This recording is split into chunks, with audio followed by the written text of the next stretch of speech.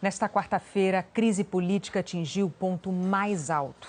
O juiz Sérgio Moro suspendeu no fim da tarde o sigilo da 24ª fase da Operação Lava Jato. E com isso, conversas do ex-presidente Lula se tornaram públicas. Integrantes da Operação Lava Jato afirmaram que há indícios de uma ação para atrapalhar as investigações. As interceptações telefônicas foram feitas com autorização da Justiça, começaram no dia 19 de fevereiro e continuaram até hoje. Numa conversa gravada em 27 de fevereiro, dias antes da condução coercitiva de Lula, em 4 de março, o ex-presidente conversa com Rui Falcão, presidente do PT. Lula disse: tô esperando. Segunda-feira eu tô esperando, segunda-feira, a operação de busca e apreensão na minha casa, do meu filho Marcos, do meu filho Fábio, do meu filho Sandro, do meu filho Cláudio. E Rui Falcão respondeu: eu vi esse noticiário aqui. Investigadores dizem que essa conversa e outras que foram interceptadas indicam que Lula pode ter ficado sabendo da operação contra ele e tentado atrapalhar os trabalhos da Lava Jato. Lula teria, inclusive, buscado influenciar ou conseguir ajuda de autoridades do Ministério Público Federal e até de ministros do Supremo Tribunal Federal. Numa conversa gravada no dia 27 de fevereiro, o ex-presidente fala com Paulo de Tarso Vanucchi, ex-ministro da Secretaria de Direitos Humanos no governo Lula. De acordo com a Polícia Federal, há indícios de que, no diálogo, Lula esteja se referindo ao ministro indicado da Justiça, Eugênio Aragão, que também é subprocurador-geral da República. Lula disse: o problema é o seguinte, Paulinho, nós temos que comprar essa briga, eu sei que é difícil, sabe? Eu às vezes fico pensando até que o Aragão deveria cumprir um papel de homem. Porque o Aragão parece nosso amigo, parece, mas está sempre dizendo: olha. Logo depois de sair do depoimento à Polícia Federal no dia da Operação Aletheia, em 4 de março, Lula falou com Dilma sobre um pedido dos advogados dele, que estava no Supremo Tribunal Federal, questionando quem deveria investigá-lo, se o Ministério Público de São Paulo ou a Força Tarefa da Lava Jato em Curitiba. Lula falou: eu acho que eles quiseram antecipar o pedido nosso que está na Suprema Corte, que está na mão da Rosa Weber. Após o diálogo com Dilma, Lula conversa então com o ministro-chefe da Casa Civil, Jacques Wagner, e solicita que ele converse com Dilma a respeito do negócio da Rosa Weber. Lula falou: mas viu, querido, ela está falando dessa reunião, Wagner. Eu queria que você visse agora, falar com ela, já que ela está aí, falar o negócio da Rosa Weber, que está na mão dela para decidir. Se homem não tem saco, quem sabe uma mulher corajosa possa fazer o que os homens não fizeram. A ministra Rosa Weber negou o pedido da defesa de Lula porque entendeu que não houve ilegalidade nas duas investigações. Em outro telefonema, um homem identificado como Roberto Carlos deixa claro que o ministério serve de foro privilegiado para Lula. Roberto Carlos fala: eu acho, tem uma coisa que está na mão de vocês, é ministério, acabou. Roberto Carlos continua: agora você tem uma coisa na tua mão, você, o PT, a Dilma, vai ter porrada, vão criticar, e daí? Numa boa, você resolve outro problema, que é o problema da governabilidade. Numa conversa gravada no dia 27 de fevereiro, o ex-presidente Lula fala com Paulo de Tarso Vanucchi, ex-ministro da Secretaria de Direitos Humanos do governo Lula. De acordo com a Polícia Federal, há indícios de que, no diálogo, Lula esteja se referindo ao novo ministro da Justiça, Eugênio Aragão, que também é subprocurador-geral da República. Lula diz assim, abre aspas, o problema é o seguinte, Paulinho, nós temos que comprar essa briga. Eu sei que é difícil, sabe?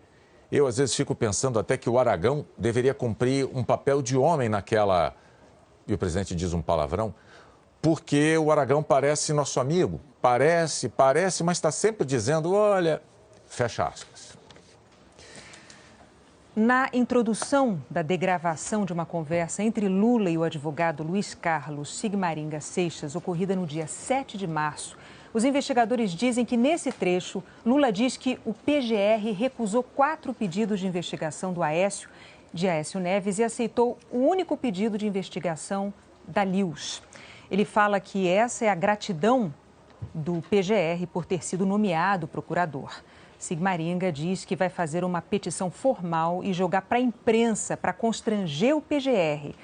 Lula diz, abre aspas, eu não sei o que eu pedi para você de manhã, mas era uma coisa simples, que não precisava de formalidade.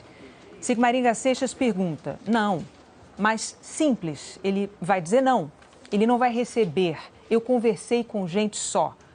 Lula diz, é porque ele recusou 4 pedidos de investigação ao Aécio e aceitou a primeira de um bandido do Acre contra mim. Sigmaringa responde, pois é, mas se fizer uma petição, Lula diz, essa é a gratidão dele por ele ser procurador. Sigmaringa responde, pois é, mas se a gente formalizar, inclusive, jogando para a imprensa, ele vai ficar constrangido. Se for lá conversar com ele, ele diz não e pronto. Ou não diz né. Lula diz a Sigmaringa, então conversa com o Cristiano. No dia 7 de março, a Polícia Federal interceptou uma conversa entre o ex-presidente Lula e o prefeito do Rio de Janeiro, Eduardo Paes. O prefeito diz que está sofrendo e Lula rebate, dizendo que ele é abençoado por Deus por causa das Olimpíadas. O prefeito Eduardo Paes afirma, então, que fazer Olimpíada com Lula e com Sérgio Cabral é uma coisa, mas segurar com aquele bom humor da Dilma e do Pezão, Lula comenta, não é fácil, querido. A conversa segue e o prefeito do Rio afirma, agora, da próxima vez o senhor me para com essa vida de pobre, com essa tua alma de pobre, comprando esses barcos de M. Ele usou a palavra que eu não preciso repetir aqui. Sítiozinho vagabundo. E aí diz um palavrão. Isso é a palavra do prefeito do Rio, Eduardo Paes. Aí o ex-presidente Lula ri. E Eduardo Paes continua. O senhor é uma alma de pobre. Todo mundo que fala aqui no meio, eu falo o seguinte, imagina se fosse aqui no Rio, esse sítio dele, não é em Petrópolis, não é em Itaipava. É como se fosse em Maricá. E o prefeito diz alguns palavrões. E Lula, mais uma vez, ri. Em uma das ligações interceptadas pela Polícia Federal, o ex-presidente Lula fala para o ministro da Fazenda, Nelson Barbosa, acompanhar o que a Receita Federal está fazendo junto com a Polícia Federal. No diálogo, Lula fala o seguinte, abre aspas. Nelson, vou te falar uma coisa por telefone, isso daqui, ó. O importante é que a Polícia Federal esteja gravando. É preciso acompanhar o que a Receita está fazendo junto com a Polícia Federal, bicho. Nelson Barbosa responde, não é? Gagueja um pouco e depois prossegue. Eles fazem parte. Lula retruca. Mas você precisa se inteirar do que eles estão fazendo no Instituto. Se eles fizessem isso com meia dúzia de grandes empresas, resolvia o problema de arrecadação do Estado. Nelson Barbosa responde, sei. O ex-presidente Lula continua. Sabe, eu acho que eles estão sendo, e fala um palavrão. Nelson Barbosa responde, tá. Lula complementa, estão procurando pelo em ovo, eu acho. Eu vou pedir para o Paulo Camoto botar tudo no papel, porque era preciso você chamar o responsável e falar, ele fala um palavrão. Vocês estão fazendo o mesmo com a Globo, com o Instituto Fernando Henrique Cardoso, o mesmo com a Gerdau, o mesmo com o SBT, o mesmo com a Record? Ou só com o Lula? E o ex-presidente fala um palavrão. E logo em seguida, outro palavrão.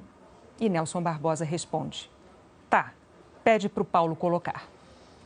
Numa conversa gravada hoje à tarde, por volta de 1h30 da tarde de hoje, e depois do anúncio de que Lula seria ministro da Casa Civil, a presidente Dilma Rousseff liga para o celular do segurança de Lula para falar com o ex-presidente. Alô? Alô? Lula, deixa eu te falar uma querida. coisa. Seguinte, eu tô mandando o Bessia junto com o papel para a gente ter ele e só usa em caso de necessidade, que é o termo de posse. Tá? Tá bom, tá bom. Só isso, você espera aí que ele tá indo aí. Tá bom, tô aqui, fica aguardando. Tá? Tá bom. Tchau. Tchau, querida. O advogado-geral da União, José Eduardo Cardoso, disse que o diálogo de Dilma, ao contrário da interpretação da oposição, não estava dando a Lula um documento para ele se livrar de uma possível ação policial.